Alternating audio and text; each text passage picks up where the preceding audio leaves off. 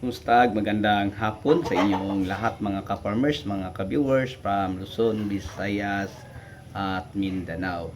So, ang pag-usapan po natin mga ka-farmers sa hapong ito ay patungkol po sa bulan, kung ano ang pinakamagandang bulan o months na magtatanim tayo ng mga napili o na gusto o balak natin itanim ng mga variety ng mga gulay. Okay, so ulitin ko, isang napakagandang hapon po sa ating lahat from Luzon, Visayas at Mindanao, pati sa abroad at sa ibang bansa. So sa inyong lahat at sa inyong walang sawang pagsuporta, maraming salamat po. So patapos na po ang ating taon na 2025. So hindi pa po tayo nakabalik sa farm. So bago po natin ipagpatuloy ang ating kwentuhan mga ka-farmers, hingi naman po ako ng dispensa sa inyo. Pasensya na po yung mga video upload natin parang reels lang. Tapos pag gumawa ako ng medyo matataas na content o mag-share or magbahagi ng kaalaman, kung halimbawa ay meron mga 15 to 20 minutes hindi matapos ng 3 oras o abutan lang ako ng parang mag-chat down na lang ang cellphone ko. So pasensya na po kasi dito sa amin sa probinsya napakahina po ang signal connection na ko. So pasensya na po sa inyo. So, ngayon mga ka-farmers, mga ka-viewers, bago natin umpisahan, mag-shoutout muna tayo sa mga magpa-shoutout nating mga solid na mga subscriber. So, halos mga lahat ng mga video na ina-upload ko yung mga video tutorial kasi ang mga video tutorial natin mga ka-farmers, mga long form video. So meron lang tayong tag 5 to 6 nagbabahagi ng mga kaalaman sa mga ginagamit. So pag tutorial, mga long form video mga ka-farmers. Pero pag halimbawa update, 3 to 5 minutes lang, ganyan lang mga ka-farmers, parang reels, no? So may nag-comment pa ng mga farmer natin na nabibitin sila, gusto pa nilang manood pero madali lang matapos. Okay, so gagawin ko mga ka-farmers kung ako'y nakakabalik na. So susunod na linggo, balik na po tayo sa farm. At dito naman sa aming probinsya, marami namang mga farm ng mga pinsan ko, pero ano na, patapos na kasi ano na po mga ka-farmers, sa January tatanim na po sila ulit kasi patapos na ang mga talong nila, nasa mga tag 1 taon na, ganyan. Matagal ang mga ka-farmers. Okay, so ulitin ko mga ka-farmers, mga ka-viewers, ang pag-usapan natin ngayon ay patungkol po sa anong buwan ang pinakamagandang magtatanim tayo ng mga gulay. Kahit anong mga gulay. So, yun ang ating pag-usapan. Okay? So, nauna love shoutout po, no? Ni ka-farmer Elias ng Santa Cruz, Zambales. Okay? At saka sa mga kasamahan niya dyan. Okay? Kay Elmer, no? Ng Bigan. Okay? Ng Ilocos Sur, ng Ilocos Norte. So, shoutout po sa inyo ka-farmers. Okay? At saka sa mga kaibigan nating magsasaka dyan sa Nueva Ecija, Nueva Vizcaya. Okay, so sa kay Junjun Resti po, no, sa Cagayan Valley, mga love shoutout po. Okay, so sa mga OFW nating mga youth subscribers, sabi niya pa-shoutout po. So dahil dami nyo, pasensya na po hindi ko na po maisa-isa at saka nakalimutan ko na ang mga pangalan nyo. Tapos napaka-busy ko sa pag-uwi ko dito sa amin. Kasi meron akong sinasalihan na mga national meeting or mga reunion namin, pagkikita ng mga pagtitipo ng mga kamag-anakan. So pasensya, tapos mahina pa ang signal. Okay, so mega love shout out po, no, sa inyong lahat mga new subscriber nating mga OFW at balak magtatanim ng gulay. So mas maganda na malaman nyo kung ano pong buwan ang pinaka magandang magtanim tayo. Okay, so sa mga farmers natin dyan sa Batangas, sa Quezon Province, sa Bicol, sa Liti, hindi ko na mo may isa-isa. Big shout out po sa inyo. Sa mga kaibigan nating farmers dyan sa Surigao, okay, sa Butuan, sa Davao, sa Jinsan, sa Cotabato, at saka dito sa aming lugar, no, sa Zamboanga del Sur, sa Zamboanga City, sa Zamboanga Sibugay. Okay, sa Iloilo, sa Cebu, no, sa Negros. So sa ating lahat, no, isang napakagandang hapon uli at mega love shout out po mga ka-farmers, mga ka-viewers. So ngayon, hindi na natin papatagalin pa. So welcome back sa ating munting YouTube channel, panibagong video, panibagong kaalaman naman dito lang sa Ka-Amazing Farming. So yung video natin ginagawa ngayon mga ka-farmers, share ko lang po sa inyo, ay tanong ko ito, no, sa isa nating subscriber na OFW. So hindi lang isa, merong galing sa ngayon sabi niya nasa Japan siya, merong galing sa Los Angeles, tapos ang isa nasa Australia. Yung nasa Australia mga ka-farmers, sabi niya sa akin, ano po ang pinakamagandang months na magtatanim ng talong. So yun po ang tanong niya mga ka-farmers. So isa-isahin natin tong sasagutin. Okay? So share ko lang po sa inyo mga ka-farmers, dito po sa aming lugar sa probinsya, sa Zamboanga del Sur, may tinatawag kaming mga panahon sa pagtanim, kasi may inaantay kaming mga buwan na pag halimbawa ay dumating na yon. So pag may harvest kami, mataas ang expected namin, yan totoo yan. Pero kung halimbawa ay sa bandang Luzon mga ka-farmers, sana experience ko lang sa loob ng magdalawang taon na, sa mga 5 beses ko ng pagtatanim doon, walang buwan na pinipili mga ka-farmers. So may mga panahon lang na mura, yung mataas ang init na sa mga 7 months, no, sa 2024 7 months ang init. Tapos yung umulan, sabay umulan, so ang mga farmers ng mga gulay sabay nagtatanim.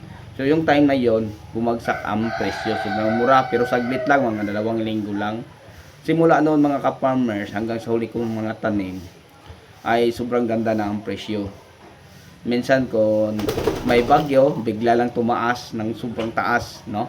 Kasi sa bandang Luzon, doon ko nasubukan ang presyo ng talong na abot ng 170, farm gate 150, 170 ganyan. Tapos ang palaya 180 to 210.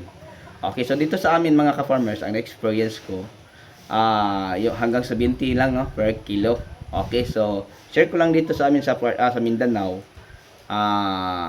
Maliban no sa sa bandang Davao, kasi malawak at malaki ang market nila. Month of September mga ka-farmers, mag-harvest na ang Nobyembre, no? Itanim siya first week or second week kung taga Mindanao ka. Ang harvest dyan ay mga expected natin first week ng November hanggang sa mga December 15. So napakaganda pa ang presyo dyan mga ka-farmers. So yun po ang pinaka magandang panahon, kasi dito sa amin mga ka-farmers, bakit nakapagsabi ako ng ganyan, sa na-experience ko din sa buong probinsya, Region 9 o Region 10, anihan ng palay. So pag anihan ng palay, busy ang mga magtatanim din sa aming lugar ng paglampre para sa palay. So kami na walang ibang hanap buhay, yung pagtatanim lang ng gulay, so tuloy-tuloy ang aming pagtanim. So hahanap kami ng mga location, site na may tubig, kasi papunta sa tag-araw, di ba? Tapos direktang masikatan ng araw, walang mga kahoy na dahilan sa parang malilom ang area mo. So yun po mga ka-farmers, no, ang ating hinahanap na mga area. So maglalampref kami para makapagtanim sa first week hanggang second week, or mga pangatlong linggo sa buwan ng September. So kadalasan mga ka-farmers, na sa first week second week ako ng September, magtatanim din ako ng gulay. So yun po mga ka-farmers, dito sa aming lugar, na tumama tayo sa presyo tulad ng talong at saka ang palaya. So yun po ang expected natin na tumaas ang presyo. Tapos pag dating sa anihan ng mga Nobyembre, alam nyo mga ka-farmers, sa ibang lugar kagaya sa Visayas or sa Luzon, tinatamaan sa bagyo. So yan, may nagtatanim doon naman sa mga pizza na yon, yung tinatawag nilang pang survive ng info ito sa bagyo. Pag makakasurvive, tatama din sa presyo kagaya sa akin. Nagtanim ako ng September, so nabagyo tayo, yung sobrang yung sobrang lakas na bagyo, yung bagyong Yuan mga ka-farmers, kasunod ni Tino. So dahil matibay ang ating ginagawang balag gamit ang tie wire, ayan, nakapag-survive ang tanim natin na talong at saka ang palaya. Yan, aabot tayo sa magandang presyo. So yun po mga ka-farmers, no, nakakatuwa po. So pangalawang buwan mga ka-farmers, January, dito sa amin sa Mindanao. Tapos unang tanim namin sa tag-ulan, yung mga katapusan ng April or first week sa May. Tapos pangalawa, September at saka January. So yun po mga ka-farmers. Pero sa part ng Luzon, kitang-kita ko mga ka-farmers, no? Kitang-kita ko mga ka-farmers sa part ng Luzon, kahit anong buwan walang pinipili kasi dahil sa sobrang daming tao, malawak ang market. So parang gulay lang ang wala mga ka-farmers. So, kung mapapansin natin, pag nagpunta tayo sa bagsakan, kung magkasabay, yan, nagmura, pero bukas biglang tumaas. Kung halimbawa ngayon, ang presyo ay nasa 60 lang per kilo. Bukas biglang tumaas, abot ng 90 o 100. Alam nyo mga ka-farmers, yung nag-monitor tayo sa presyo sa bagsakan ng tanawan dahil may harvest pa tayo, tapos iniwan lang natin sa mga tao natin sa farm, ay ang monitor price natin ay nasa 60 lang po. Pero yung nagdala ang mga tauhan natin doon sa bagsakan, biglang tumaas, nag-80 per kilo ang ating talong. So, ang ampalaya, 70. So, yun po no mga ka-farmers. Then, sa mga na-monitor natin, alam nyo, patapos sa 30. Oh. So, alam natin mga ka-farmers, ang 24, 25, or 30, 31, ang malakas dyan mga ka-farmers, yung pang Noche Buena, no? So, mga fanakot, maganda dyan kasi ang gulay na tumaas sa Pasko ay yung mga bell pepper, mga sili, tapos mga carrots, patatas, mga umbok, mga gulay bagyo. So, yun po ang mataas mga ka-farmers. Tapos mga prutas. Pero kung pag-usapan natin ang talong at saka ang palaya sa panahon na yon, bumaba sila. Pero dahil sa sobrang lawak ng market dyan sa part ng Luzon, nasa Batangas po tayo, yan ang ating ampalaya 80. Pero dito sa amin sa probinsya nga, sa Zamboanga del Sur, tag 10 pesos lang po ang talong ngayon. Tapos ang ampalaya nasa 15 mga ka-farmers. So sobrang baba. Pero sa Luzon mga ka-farmers, nakausap ko ang tao na katiwala natin doon, yung pinsan ko. Nakuha pa ang ating talong ng 80 per kilo, tapos 70 sa ampalaya. So sa part ng Luzon, wala akong masabi kung anong buwan ang may pinakamaganda itanim ang balak nating mga gulay. So, yun po no mga ka-farmers, kung dito tayo sa bandang Mindanao, yung September, January, at saka katapusan ng April or first week. So, yan, magaganda. Pero yung sa April ka mga ka-farmers, maabutan mo no sa pinakadulo ng harvest mo ang mura ang presyo. Sobrang pero pag nauna ka ng konti, mga sa April or mga kalagitnaan ng April, yan, hanggang matapos na ang ampalaya mo sa full din sa magandang presyo. Pero pag halimbawa nasa second week ka na ng May, mga 3 to 4 harvest lang ang maabutan mong maganda. Pero sa bandang Luzon mga ka-farmers, hindi na siguro mangyari uli yung naranasan ko or na-experience kong mura. Kasi naabutan ko mga ka-farmers, yung unang pagtanim ko lang ng ampalaya sa Luzon ay sobrang baba po ang presyo. Aabot ng tag 2 pesos per kilo. So yun po ang ating na-experience mga ka-farmers sa ating ampalayang good. Dahil may 8 pesos, may 7 pesos. So malabo na siguro mangyari yon.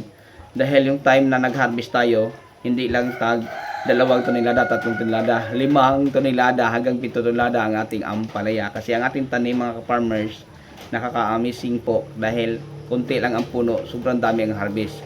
Imagine 4,000 lang kapuno, tapos ang ma-harvest natin nasa 6 tons, 7 tons. So ganyan kadami mga ka-farmers. Tapos ang talong natin na 4,000, tag 2 tonelada ang ma-harvest. So ganyan mga ka-farmers, no? Okay, so yun lang ang ma-share ko. So kung dito ka sa bandang Mindanao, kung isa kang OFW na taga halimbawa ay nasa bandang Cagayan or sa Davao, so kung habol mo ang magandang presyo, lalo kung balak mo magtanim ng sili, yung month of December hanggang January maganda ang presyo. Tapos pag tanim ng January, yung harvest sa katapusan ng April, kasi alam yung mga ka-farmers, pag katapusan ng April, graduation day. So maganda ang presyo dyan mga ka-farmers. Tumaas ang mga sili, yung mga gulay bagyo, tulad ng mga patatas, mga carrots, no? So, yung mga panakot dyan, tumaas dyan mga ka-farmers. Kaya, yun po ang ating paghandaan. Kahit sabihin pa natin na magkasabay tayo, baka magmura, hindi. Kasi sa panahon na yun, marami pong graduation kahit saan din, tapos fiesta. So yun po no, sa mga ka-farmers, sa na-experience ko sa aming lugar, sa loob na po ng maraming taong pagtatanim ng kahit anong uri ng mga gulay. So yun lang po ng mga ka-farmers. Pero kung taga Luzon ka mga ka-farmers, tapos ang balak mong itatanim talong, ampalaya, kahit kada buwan pa ka pa magtatanim mga ka-farmers, pwede. Kasi ang presyo dyan, madaling mo ba tumaas. Kung halimbawa ngayon, natarahan ka ng tag 80, sa susunod tag 120 na, sa sunod mag 50, sa susunod 90, parang ganun mga ka-farmers. Bihira na mayari ang tag 40, 30 per kilo. So, pinakababa mga ka-farmers ng huling mga months, nasa 60. So, naabutan ko pa 170. So, yun lang po mga ka-farmers, mga ka-viewers. May sure at isagot ko po sa ipapagawang video ng isang kaibigan nating OFW. Nasabi niya, pag uwi ko sir, bala kong magtatanim. So ano po ba ang magandang buwan na mag-umpisa akong magtatanim?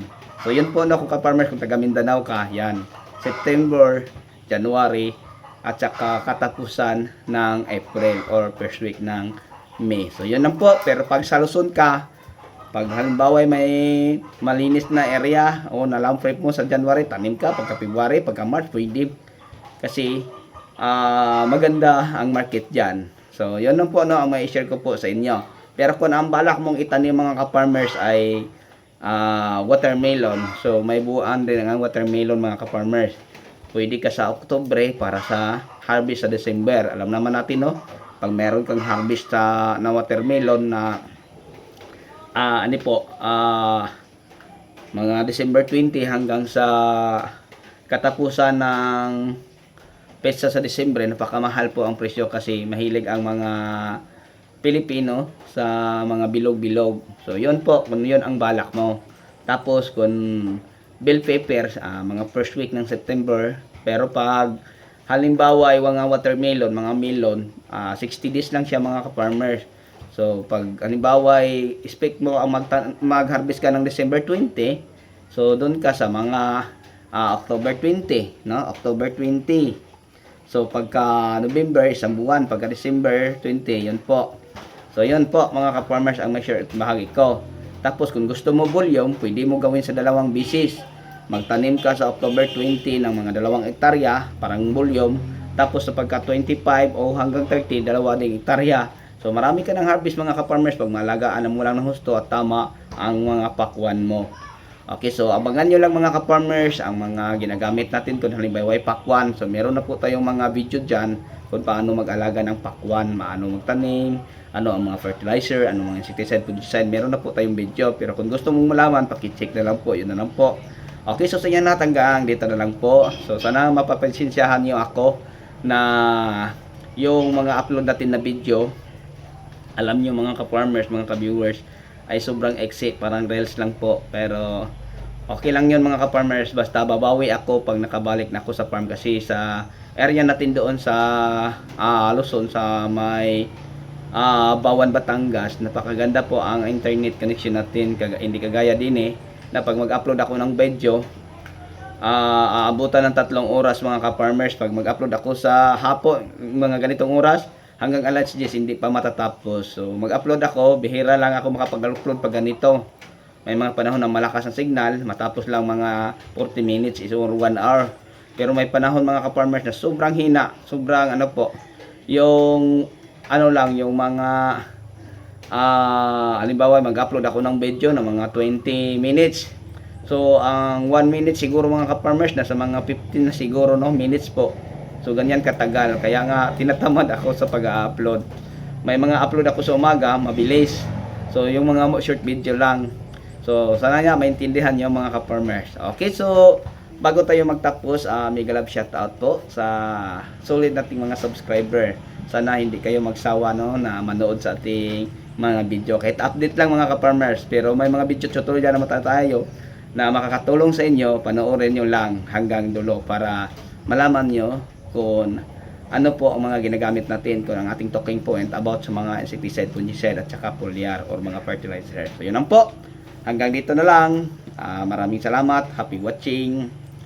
God bless us all at mabuhay po tayong lahat. Hanggang sa muli. Ako lang may papaalam. Bye-bye.